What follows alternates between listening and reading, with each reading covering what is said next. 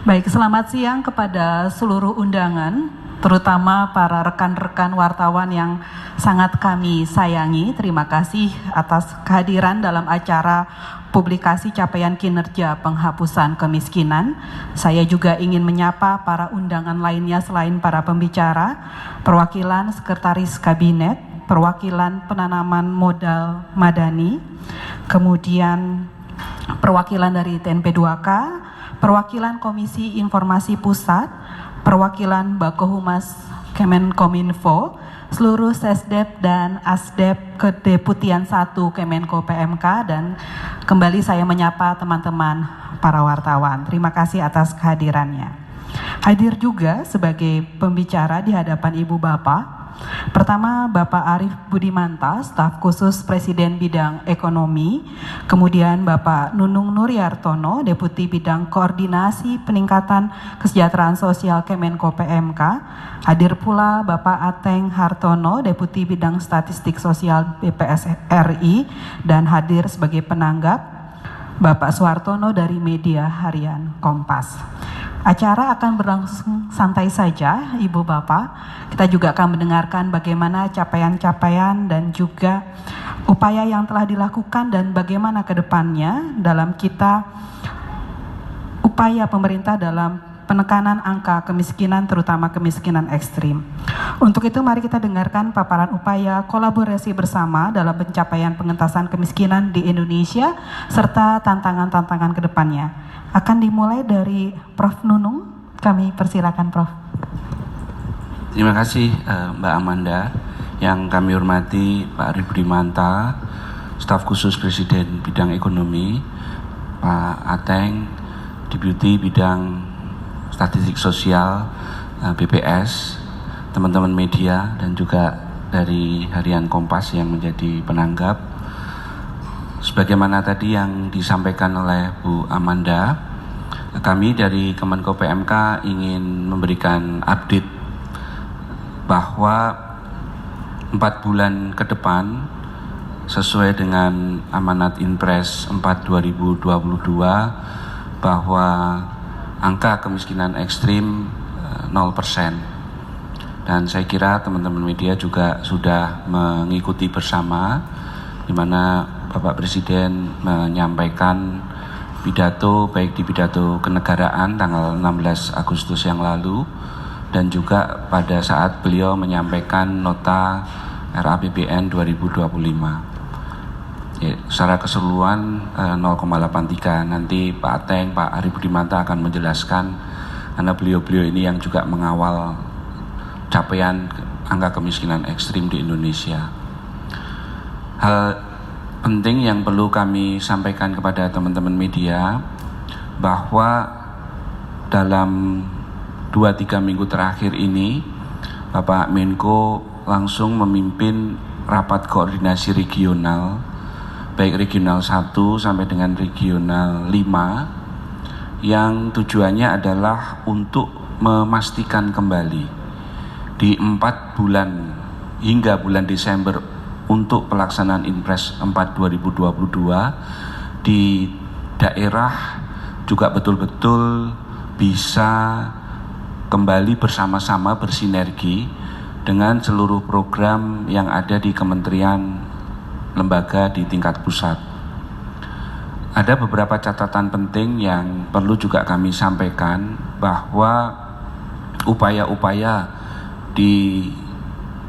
yang dilakukan di antara regional 1, 2, 4, dan 5, karena masih tersisa 1 regional lagi yang dalam waktu dekat juga akan dilakukan pertemuan rapat koordinasi regionalnya di Kemenko PMK ini, yaitu sudah mulai terlihat bahwa beberapa provinsi kota kabupaten seiring dengan 3 strategi besar, penurunan beban, peningkatan pendapatan, mulai berbagai program pemberdayaan dan pengurangan kantong kemiskinan, banyak daerah yang sudah mulai meningkatkan strategi yang kedua, yaitu peningkatan pendapatan. Karena memang untuk bisa mengurangi angka kemiskinan dan kemiskinan ekstrim, selain program pengurangan beban yang sudah dilakukan, maka peningkatan pendapatan menjadi salah satu kunci utamanya. Dengan juga menggandeng berbagai pemangku kepentingan lainnya. Nah, ini saya kira yang menarik, dan juga daerah-daerah bekerja sama misalnya dengan Basnas, dengan BUMN dan seterusnya, itu mampu mendorong dan kita pastikan bahwa anggota keluarga yang berada pada desil 4 ke bawah atau rumah tangga yang berada pada desil 4 ke bawah itu terlibat bekerja di dalamnya.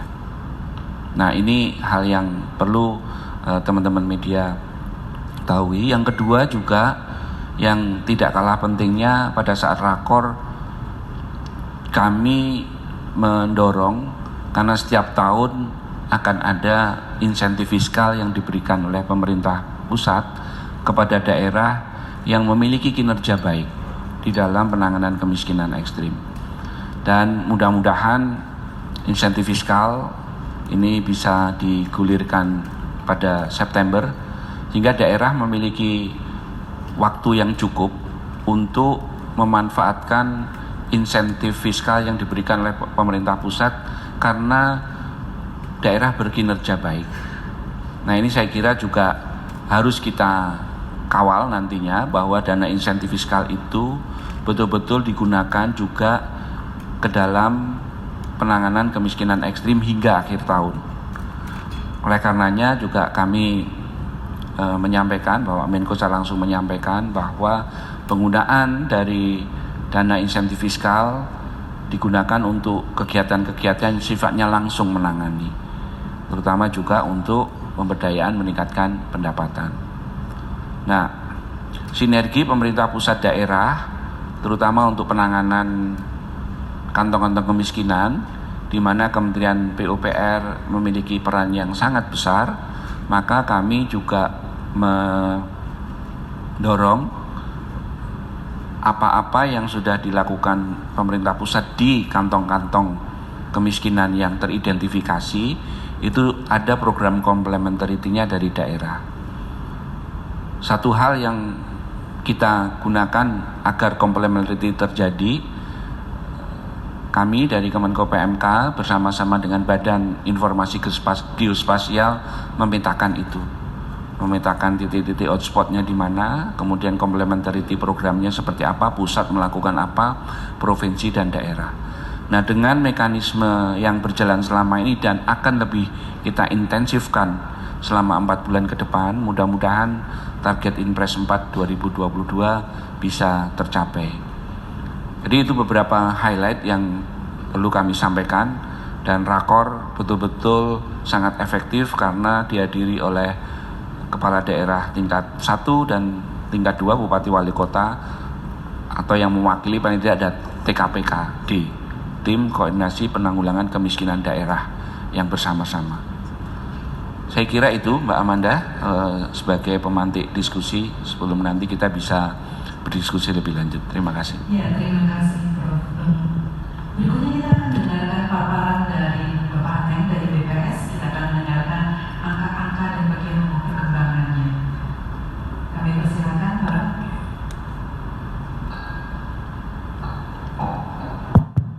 Bismillahirrahmanirrahim. Assalamualaikum warahmatullahi wabarakatuh. Yang saya hormati, saya banggakan Pak Arief Budimanta, staf khusus Presiden bidang ekonomi, Prof. Nunung, ini sahabat saya, tentunya Mbak Amanda, dan rekan saya dari Kompas nih Pak Har. Namanya sama, Hartonyo juga, bedanya Sunya aja. Dan teman-teman media yang saya hormati, Pak Arief dan Bapak Ibu semuanya, kami akan memotret bagaimana kondisi tentang kemiskinan dan terutama kemiskinan ekstrim di kondisi di tahun 2024. Ini bahannya ada ya. Yang pertama, teman-teman bisa lihat bahannya di situ ya. Yang pertama sebelum nanti ke kemiskinan ekstrim, ini sebagai pengantar, kemiskinan dulu. kemiskinan di kondisi Maret 2020 sampai dengan 2024, kalau kita cermati di grafik, karena 15 menit ya, di grafik yang di depan ini, maka kita yang pertama ada tantangannya. Tantangannya masih ada disparitas antara kota dan desa. Tuh, desa ini miskinnya 11,79%, kota 7,09%. Kemiskinan kita Maret 9,03, menurun jika dibandingkan dengan Maret 2023 yang besarnya 936.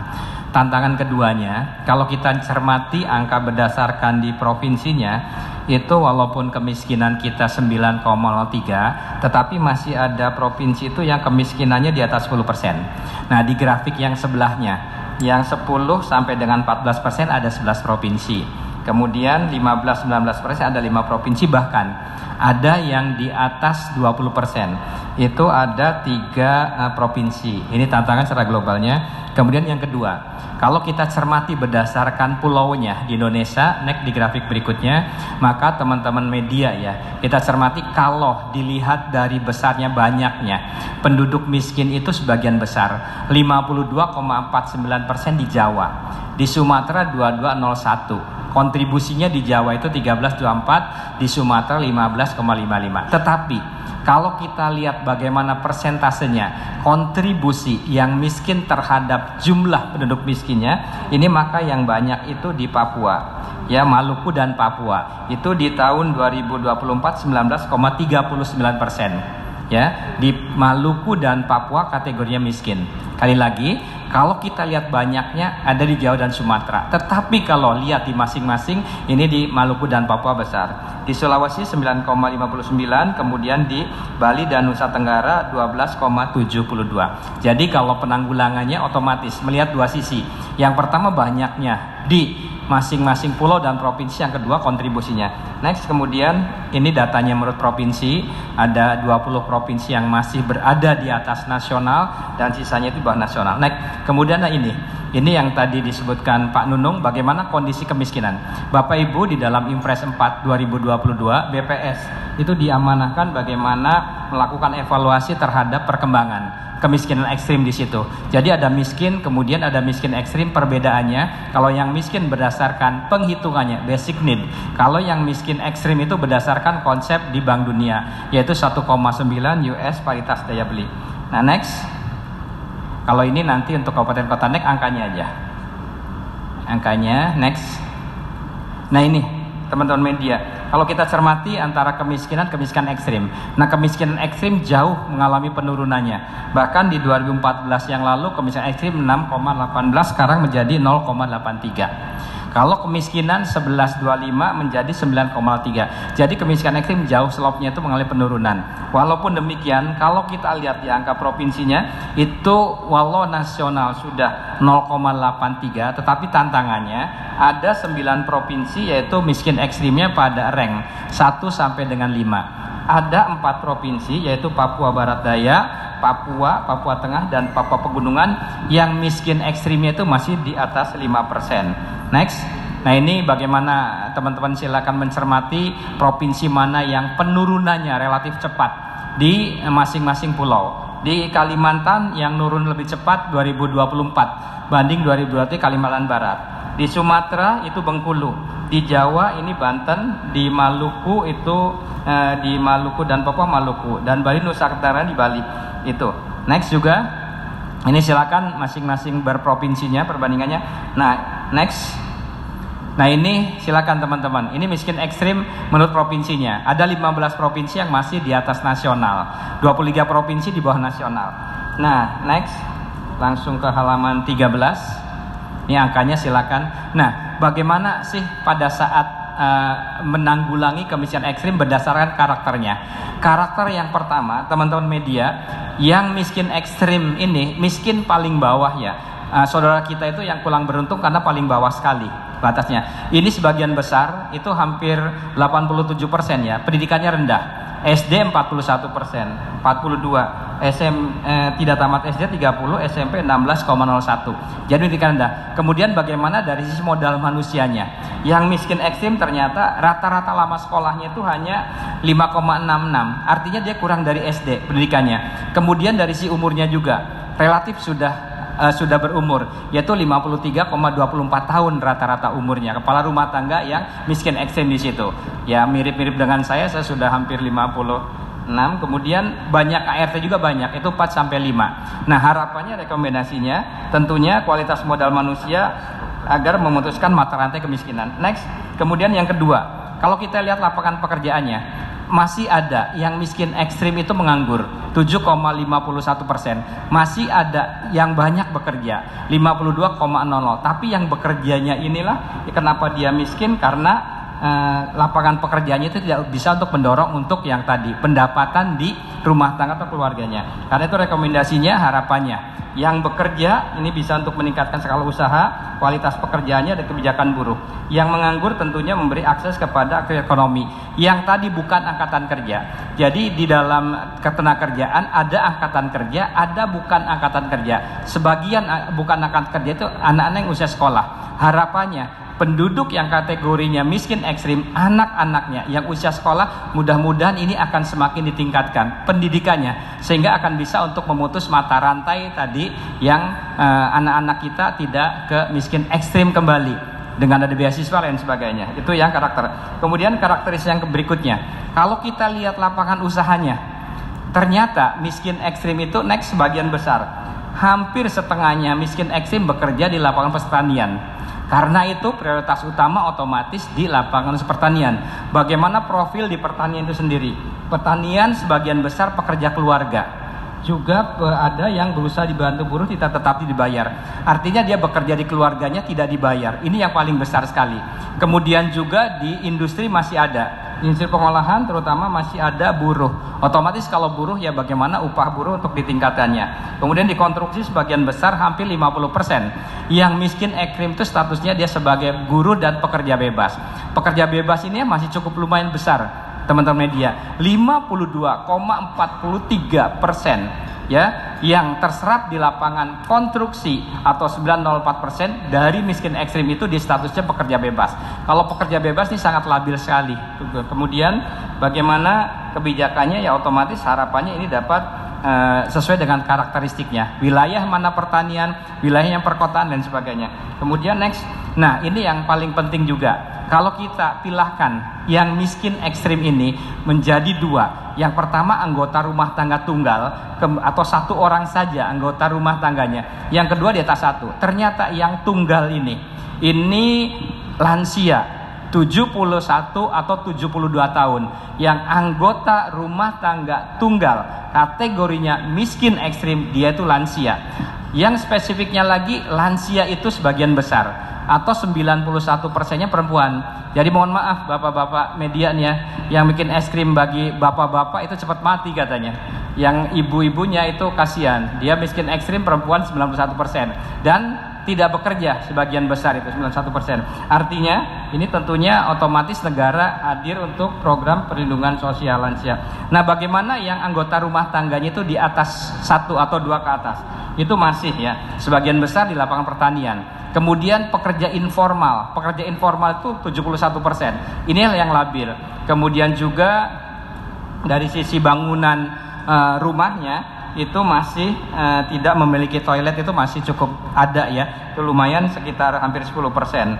Itu beberapa yang potret tentang rumah tangga miskin ekstrim. Mudah-mudahan dengan adanya karakteristik ini bisa untuk memberikan masukan kepada pemerintah, terutama di Pak Arif, Pak Nunung. Demikian beberapa data yang bisa kita sajikan, gambaran global tentang kemiskinan ekstrim di tahun terakhir, yaitu tahun 2024. Terima kasih Mbak Amanda, cukup ya waktunya kan? Oke. Luar biasa cepatnya Bapak, terima kasih. Sebelumnya mungkin Pak Nunung ingin menambahkan sesuatu?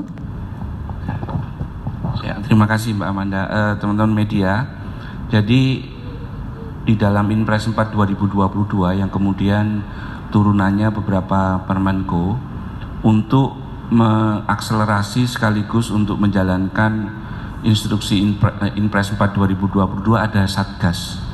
Ada 2 Satgas penting, yaitu yang pertama Satgas Konvergensi. Tujuannya mengkonvergens berbagai program baik di KL, antar KL maupun antar KL dan pemerintah daerah.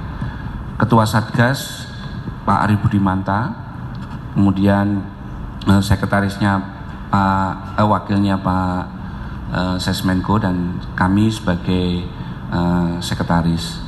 Fungsi Satgas ini sangat penting karena melakukan pertemuan secara periodik dan juga melihat apakah berbagai program tadi sudah konvergens, sehingga kita ketahui bahwa tadi sampaikan Pak Ateng, angka kemiskinan ekstrim seluknya jauh lebih baik dibandingkan, kira-kira lebih curam dibandingkan dengan yang kemiskinan. Jadi Pak Arif Budimanta juga sebagai ketua Satgas konvergensi yang bersama-sama kita mengawal berbagai program untuk penanganan kemiskinan ekstrim. Saya kira itu tambahannya. Iya, terima kasih Prof. Nunung. Untuk itu kami persilahkan Bapak Arif Budimanta, Staf Khusus Presiden Bidang Ekonomi, sekaligus adalah Satgas Konvergensi Program Percepatan Penurunan Kemiskinan Ekstrim.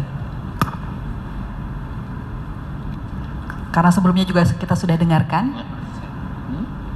dengarkan angka dan juga siapa yang sebenarnya berada di garis kemiskinan dan juga kemiskinan ekstrim dari Bapak Ateng.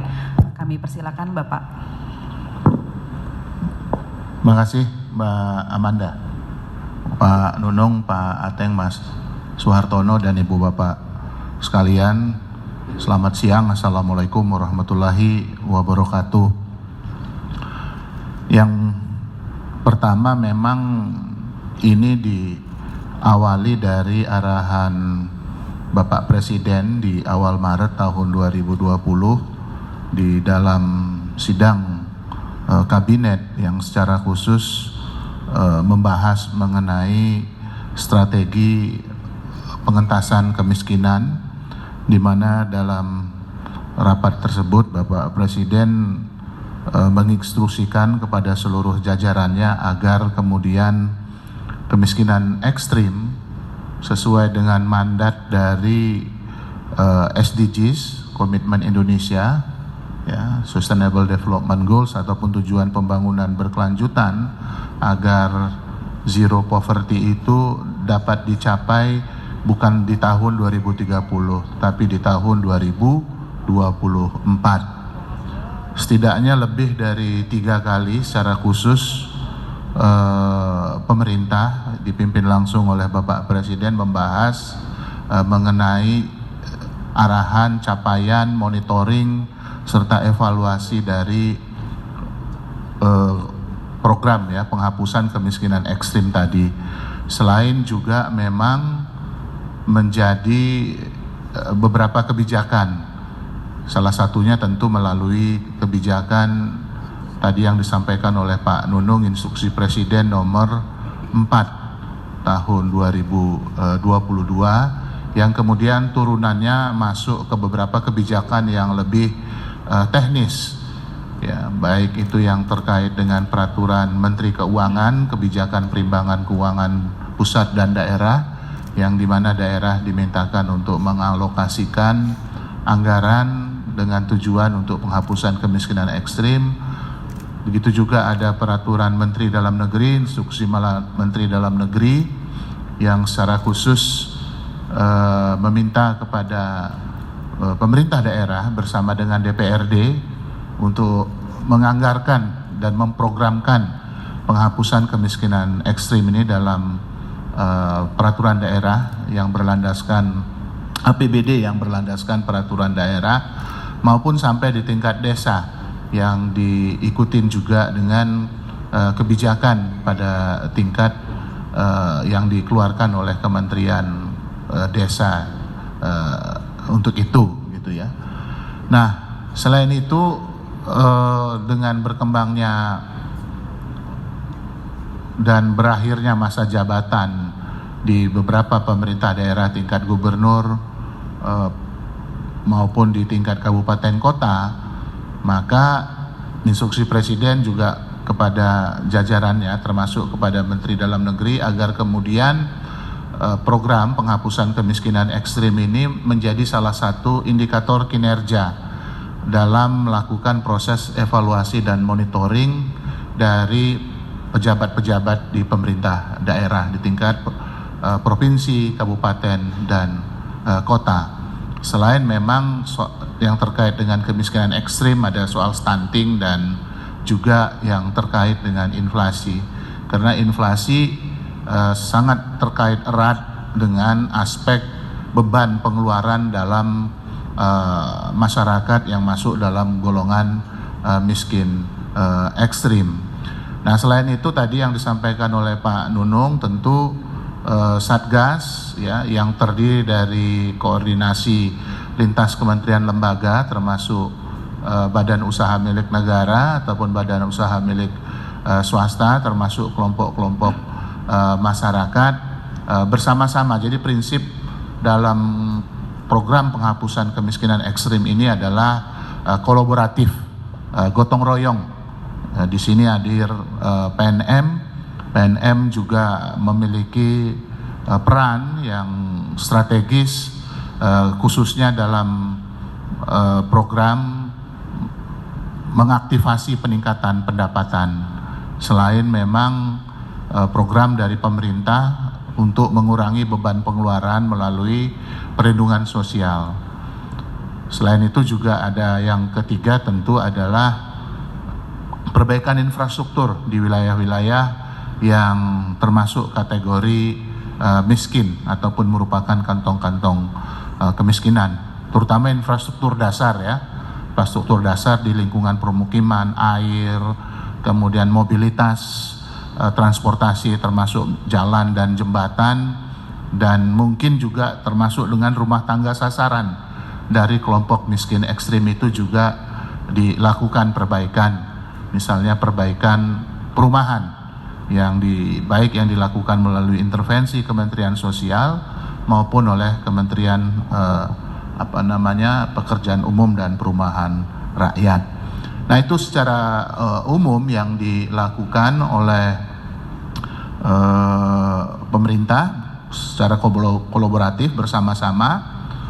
Kemudian setiap tahun setahun dua kali dilakukan pengukuran oleh BPS untuk melihat kinerja kita sampai sudah di mana gitu.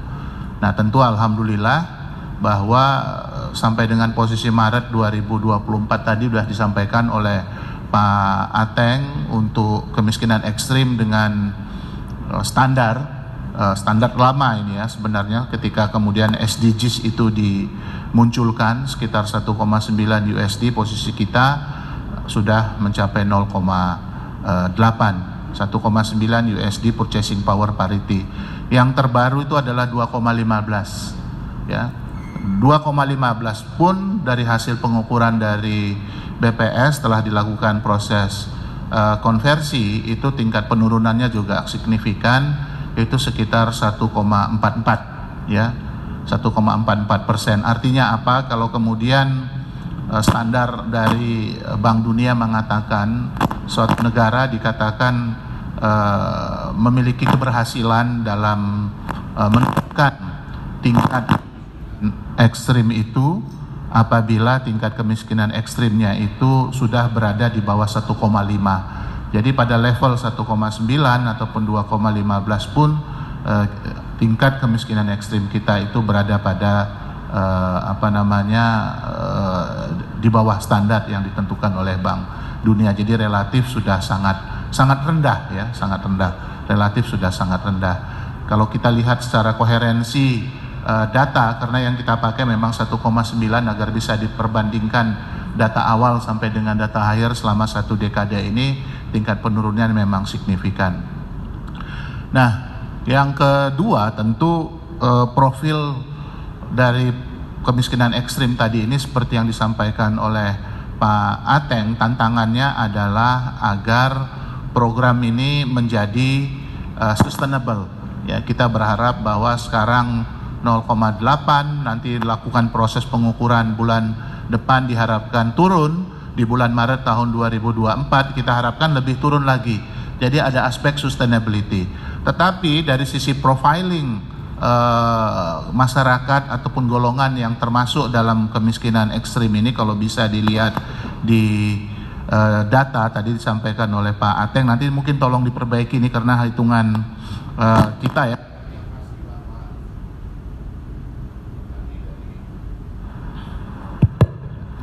Tadi dari Pak Ateng mengatakan bahwa rumah tangga miskin ekstrim ini sebagian besar itu mungkin lebih dari 30%-an itu adalah berada pada usia lansia di atas 71 tahun. Dan dari mereka itu sebagian besar adalah perempuan. Temuan lapangan juga menunjukkan hal yang sama. Jadi di perkotaan itu mungkin sekitar 40%, di perdesaan mungkin kurang lebih sekitar 60%. Dan di perdesaan itu sebagian ada bekerja di sektor pertanian dan informal. Nah ini tantangan kita ya, karena kemudian kalau secara usia sudah di atas 70, itu di luar negeri pun sudah masuk usia pensiun. Gitu ya, di luar negeri pun sudah masuk usia pensiun. Di Prancis itu usia pensiun 68 tahun, di Belanda itu usia pensiun kurang lebih mungkin sekitar 65 tahun. Di Jerman juga mungkin kurang lebih sama seperti itu. Jadi tetapi sebagian mereka yang berada dalam usia pensiun tadi itu yang sudah di atas 70 tahun masuk dalam kategori miskin ekstrim itu memiliki ketergantungan yang besar terhadap rumah tangga yang lain, terutama rumah tangga yang datang dari keluarga ataupun anak-anaknya. Jadi inilah kemaslahatan kita sebagai bangsa yang memiliki prinsip gotong royong gitu ya. Jadi relatif mereka memang tidak terlantar sepanjang anak-anaknya ataupun tetangga-tetangganya atau keluarganya peduli. Nah, tantangan besar kita sekarang tuh ada di sini Bapak sekalian. Nah, kemudian yang kedua, profilnya berikutnya bisa terus. Ini sebagai beberapa contoh ya apa yang dilakukan oleh pemerintah dalam penanggulangan kemiskinan ekstrem. Tadi lansia. Kemudian yang kedua adalah saudara-saudara kita yang memiliki ketidakmampuan fisik yang cukup untuk bekerja. Kemudian tinggal sendiri. Ya, tinggal sendiri, keluarganya jauh. Ini contohnya ini adalah Ibu Kasliah. Kalau kita lihat badannya itu memiliki keterbatasan, tetapi beliau ini memiliki keterampilan sebagai pengrajin bulu mata. Ya, pengrajin bulu mata yang kalau kemudian mohon maaf itu upahnya juga sangat rendah. Jadi kalau dia bekerja dari pagi jam 8 kadang sampai jam 10 malam gitu, mungkin upah yang didapatkan itu mungkin hanya sekitar 5 ribuan aja per sekali hasil yang dia dapatkan gitu. Nah, ketika kita datangi Ibu Kasliah ini sebagai salah satu contoh, tidak punya KTP padahal sudah dewasa. Sehingga apa? Sehingga program perlindungan sosial tidak didapatkan oleh Ibu Kasliah ini.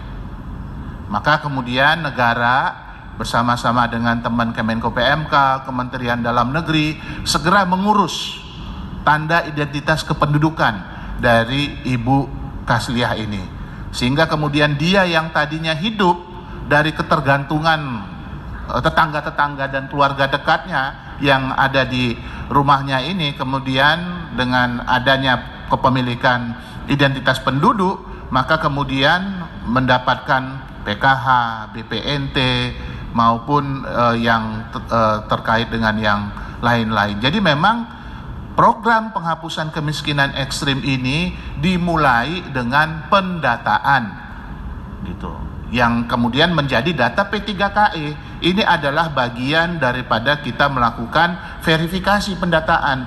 Ada enggak yang tertinggal? Karena Sustainable Development Goals mengatakan no one left behind. Tidak boleh ada yang tertinggal. Semangat kita adalah menurunkan kemiskinan ekstrim, tetapi dengan spirit tidak boleh ada yang tertinggal seperti Ibu Kasliah ini. Nah, kalau kita lihat, dia memiliki aset HP, ada mesin cuci, kalau di belakang ada kulkas, ada TV gitu ya. Tapi itu nggak pernah menyala, Bapak sekalian. Itu cuman pajangan aja karena memang diambil, mohon maaf ya, dari bekas gitu loh. Jadi yang kulkas itu jadi tempat simpat kayak lemari aja gitu. Jadi ini sebagai pemantas pemantas tempat ruangan. Nah kalau kita lihat ada karpet gitu kan, kayaknya kan yang warna biru, tapi di bawahnya itu tanah, bukan semen gitu. Rumahnya itu tanah. Jadi itu masuk kategori kalau dalam BPS ataupun dalam kategori Kementerian Sosial, ini masuk dalam kategori prasejahtera. Ya, nah kira-kira begitu. Jadi pertama kita menyatakan bahwa Ibu Kaslia ini dengan ketidakberuntungan yang beliau miliki, tapi memiliki spirit, memiliki keterampilan untuk menghidupi dirinya sendiri. Ya, ini untuk menunaikan kegiatan sehari-harinya aja udah sangat berat. Ya, untuk menunaikan kegiatan sehari-harinya aja sudah sangat berat untuk mobilitas gitu loh. Nah, kira-kira seperti, dan untuk inilah maka kemudian yang kedua selain yang orang-orang tua tadi, yang lansia, yang seperti ini juga maka kemudian perlindungan sosialnya harus dilakukan sepanjang hayat agar kemudian mereka ini bisa merdeka dari kemiskinan ekstrim selama hidupnya. Gitu. Nah, kemudian yang kedua contohnya adalah ini Ibu Tumikem di Gunung Kidul. Ya, Ibu Tumikem ini usianya 80 tahun, di atas 71 tahun tadi rata-rata, tinggal sendiri, mengalami demensia, ya, mengalami demensia, sudah lupa kadang-kadang dengan anaknya sebenarnya ada di sampingnya. Itu kalau dari hasil diskusi yang kita lakukan bersama dengan petugas sosial, anaknya itu datang sengaja tinggal di samping rumah orang tuanya untuk merawat orang tuanya ini. Coba bayangkan kalau kemudian Ibu Tumikem ini tidak ada anak yang berkorban untuk tinggal di sampingnya, maka kemudian dia akan tinggal sendiri, dirawat oleh para tetangganya ataupun petugas sosial. Ya, apakah itu dari tingkat kabupaten ataupun yang datang dari tingkat kecamatan ataupun kelurahan. Nah, kira-kira mungkin seperti itu. Dan untuk itulah maka kemudian tantangan kita terbesar ke depan adalah memuliakan dan menggembirakan. Jadi bukan hanya memuliakan tetapi menggembirakan para lansia yang hidupnya sendiri ini. Jadi bukan hanya meningkatkan taraf ekonomi karena dia sendiri dan teman-temannya juga udah hampir tidak ada di desa, di dusun, maka kemudian yang selevel dia untuk bicara itu udah nggak ada lagi, begitu ya, tidak ada lagi gitu loh. Jadi memang kemudian kebetulan misalnya di Yogyakarta itu ada program dari provinsi ataupun kabupaten yang secara khusus untuk mengurus mereka yang terkategori lansia ini, ya, yang terkategori lansia ini. Jadi kalau misalnya dia tidak mampu, ada voucher yang diberikan setiap bulan untuk belanja. Tapi persoalannya kalau secara fisik tidak mampu untuk belanja ke warung, berarti kan harus ada yang bantu.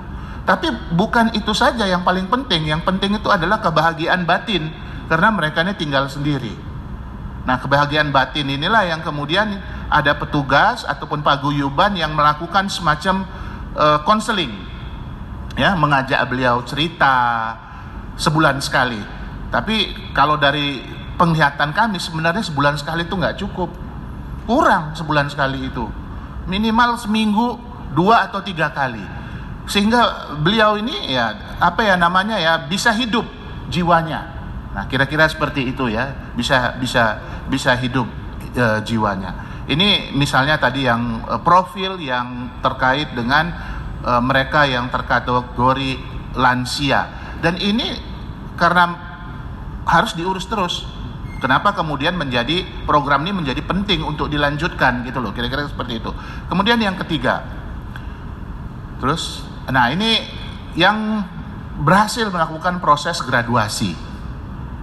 Ini Ibu Suryani di Klaten, punya spirit, suaminya tukang pengumpul, itu masuk keluarga miskin, ya, suaminya pengumpul sampah, ya, kemudian dapat bantuan kambing, kemudian beliau sendiri dengan inisiatifnya itu modalnya modal sendiri juga, Pak Ateng, Pak Nunung, ya, kita lihat itu buat jasa setrika.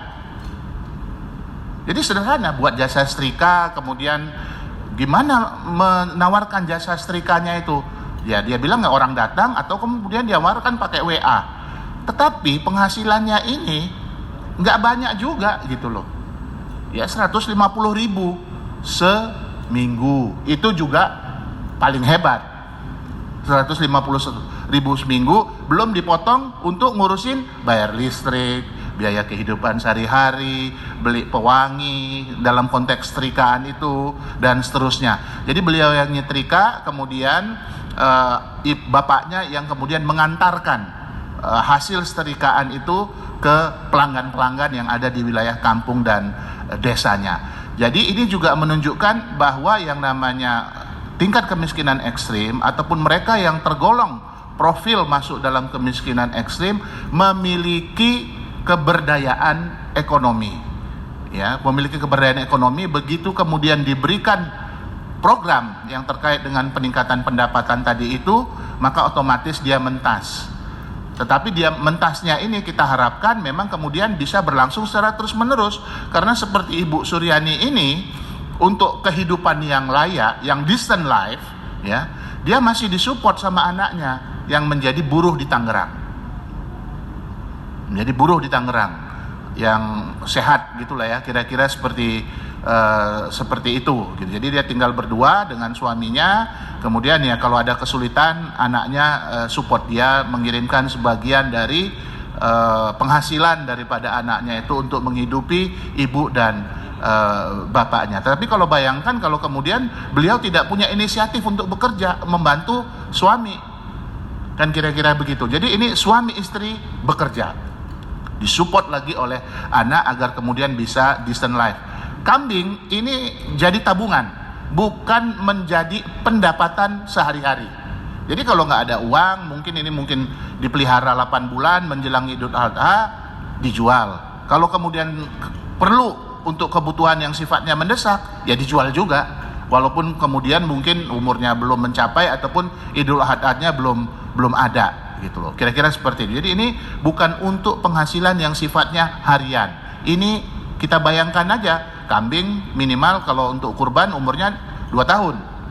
Ya kan Pak Nulung ya, 2 tahun. Jadi dia nunggu. Kalau memang dari bayi dia nunggu 2 tahun ini baru kemudian dapat uang.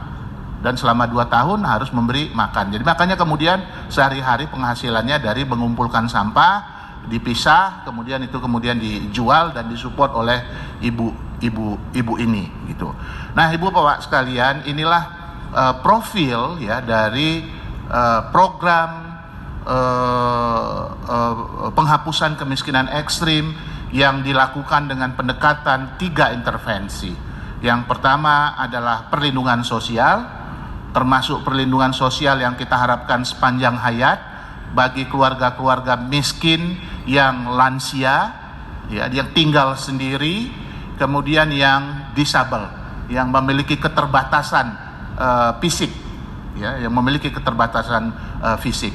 Dalam kerangka apa? Dalam kerangka untuk mengurangi beban pengeluaran. Jadi itu program pertama adalah mengurangi beban pengeluaran melalui perlindungan sosial. Yang kedua, peningkatan pendapatan seperti yang dilakukan oleh Ibu Suryani ini. Yang kita harapkan memang kemudian program-program pemerintah ke depan, ya PNM gitu ya, menyasar juga kalau misalnya kebetulan memang tidak masuk, belum ikut dalam PNM ya kalau nggak salah ya, dalam PNM ini bisa disasar gitu loh, kira-kira seperti itulah ya, karena kami tahu PNM ini juga banyak petugas-petugasnya di lapangan ya. Nah, peningkatan pendapatan. Kemudian yang ketiga adalah tentang perbaikan lingkungan permukiman ataupun perbaikan kantong-kantong wilayah yang terkategori miskin. Apakah itu melalui perbaikan rumah ya menjadi layak huni, seperti misalnya rumahnya Ibu Kasliah tadi, penyediaan air bersih misalnya di Desa Penakir tadi itu, air bersih itu jadi soal Ibu Bapak sekalian ketika musim kemarau, air tidak ada dan harus beli. Tadi itu yang di tempatnya Ibu Kasliah tadi. Coba kita bisa bayangkan bagaimana dia melakukan aktivitas sehari-hari. kalau kemudian di rumah nggak ada air dan air harus beli. Kalau tidak ada tetangga yang kemudian misalnya membantu, ada uang pun harus beli air. Bawanya 15 liter, 10 liter, gimana cara bawanya?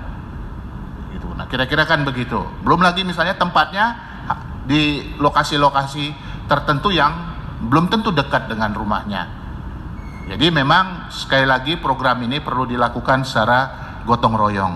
Nah, terakhir yang ingin kami sampaikan adalah what next. Ya, yang pertama tentu adalah kita harus tetap menjaga daya beli masyarakat dengan cara menjaga kestabilan harga.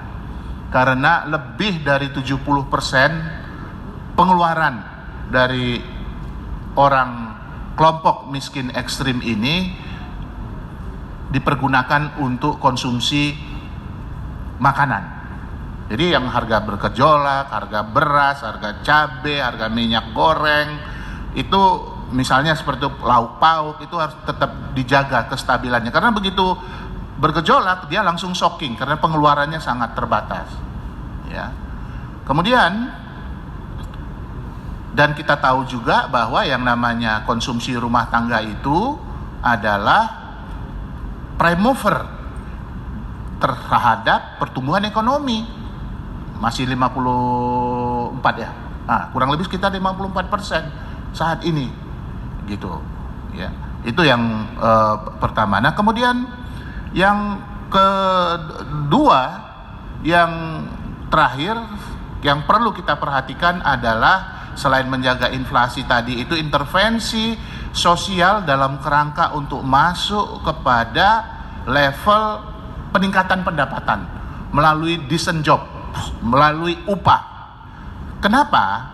Terakhir terus. Nah ini, kenapa ini kemudian menjadi penting ya? Karena kalau kita lihat ya, yang merah itu adalah proporsi pengeluaran ya untuk konsumsi dalam konteks ini surveinya Bank Indonesia ya, untuk konsumsi yang memiliki kecenderungan yang meningkat ya. Udah lebih daripada 70%, yang awalnya itu kurang lebih sekitar 60%. Jadi arah kebijakan kita ke depan itu memang setidaknya dalam konteks menjaga inflasi itu juga diarahkan untuk meningkatkan pendapatan, apakah melalui upah ataupun melalui pekerjaan yang decent, pekerjaan yang layak. Nah, saya rasa saya mungkin berhenti di situ sebagai pengantar dan pemantik diskusi, mudah-mudahan bermanfaat. Assalamualaikum warahmatullahi wabarakatuh. Waalaikumsalam. Terima kasih Pak Arief Budimanta. Sebelum kita ke penanggap Pak Har, kami ingin memberikan kesempatan dari PNM. Bapak mungkin ingin menambahkan sesuatu, kami persilahkan. Apakah ada? Oh belum, baik. Mungkin nanti kita akan diskusi lebih lanjut. Oleh karena itu kami langsung ke Pak Soehartono atau biasa dipanggil Mas Har sebagai wartawan senior dari Kompas. Kami persilakan Mas Har.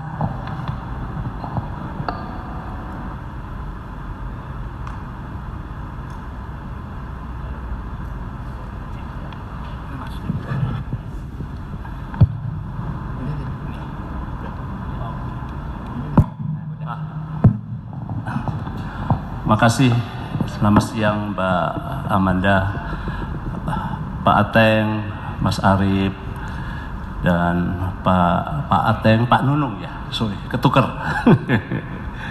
Bapak Ibu sekalian semua, saya dengan Mbak Amanda ini udah kenal lama, sama-sama dulunya jurnalis di Presiden dan juga di Wakil Presiden. Kalau Pak Mas Arief ini teman diskusi ini. Seperti tadi juga mau kesini telepon-teleponan juga. Ya, kenapa Mas Arief meminta saya sebagai penanggap?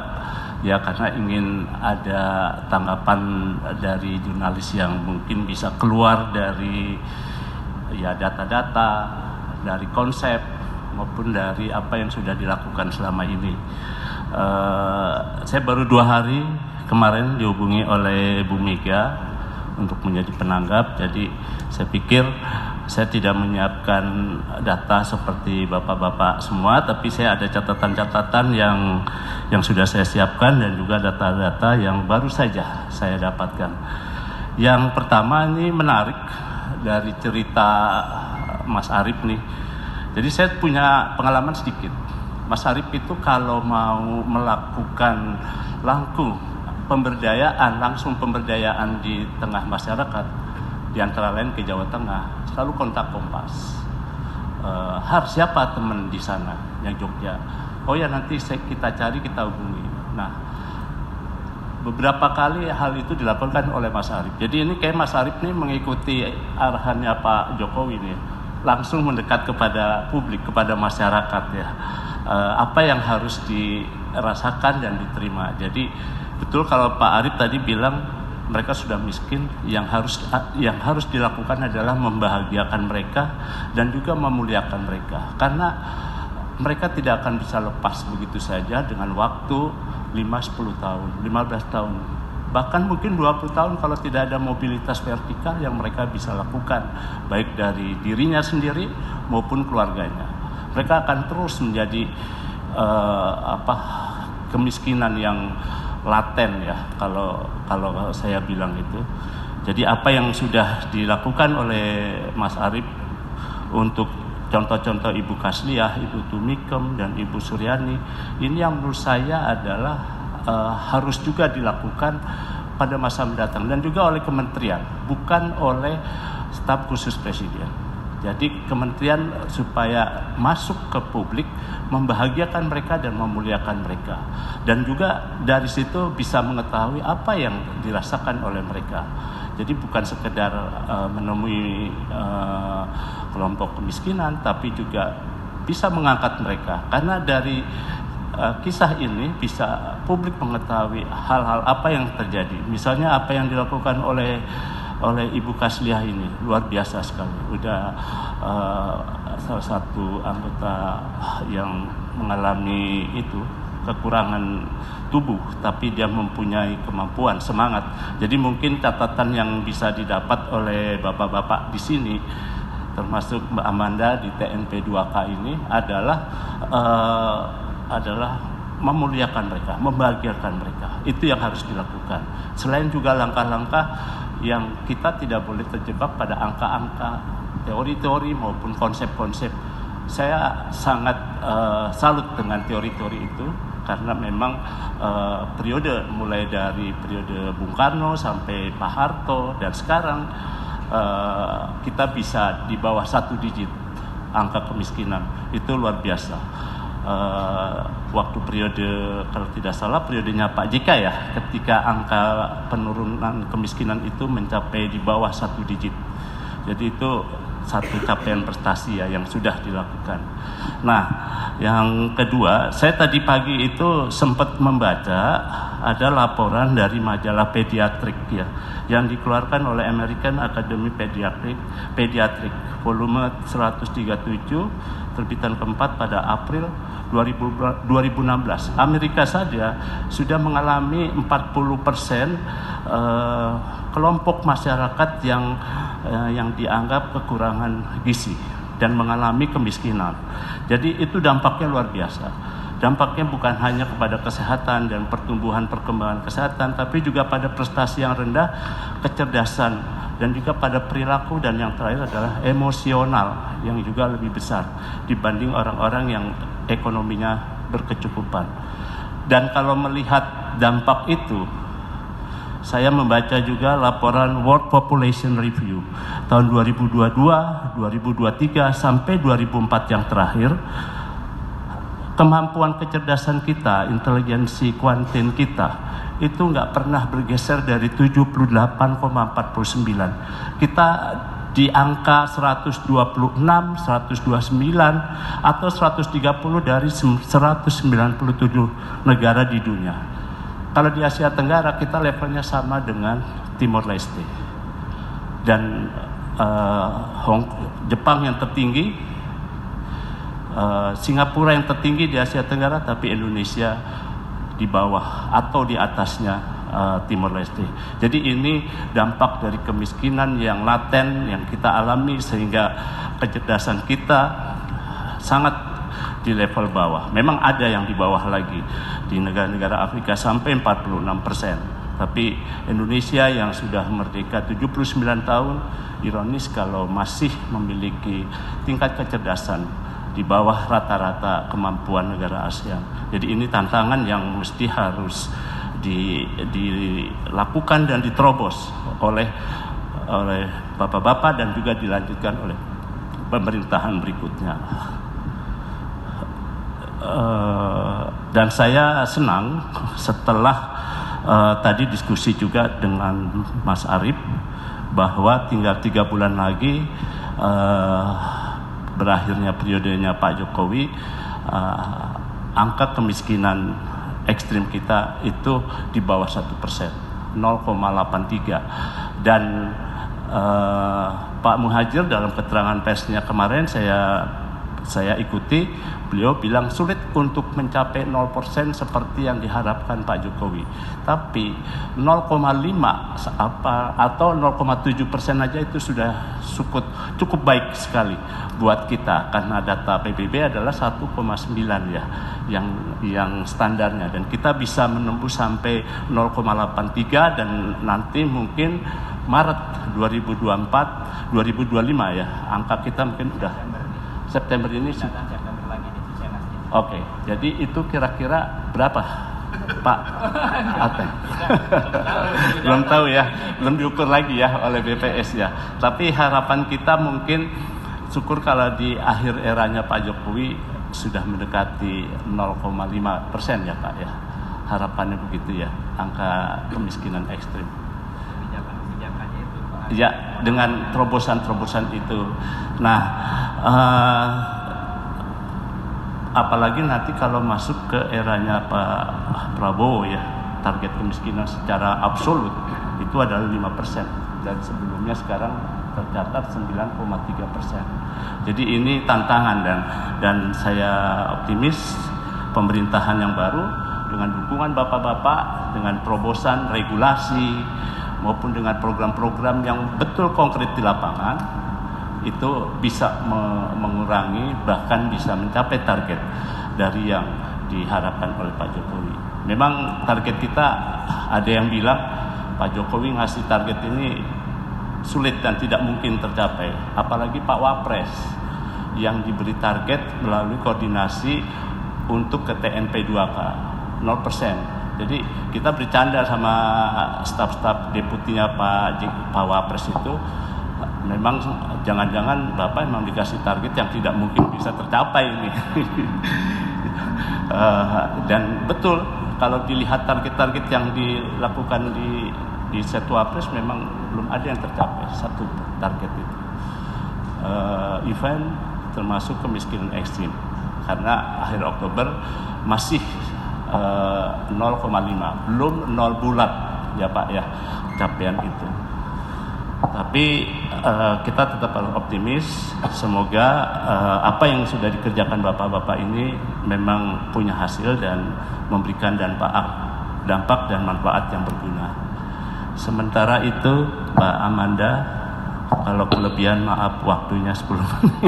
Tidak, terima kasih Mas Har. Sebelumnya mari kita berikan tepuk tangan dulu kepada seluruh pembicara dan juga penanggap kita.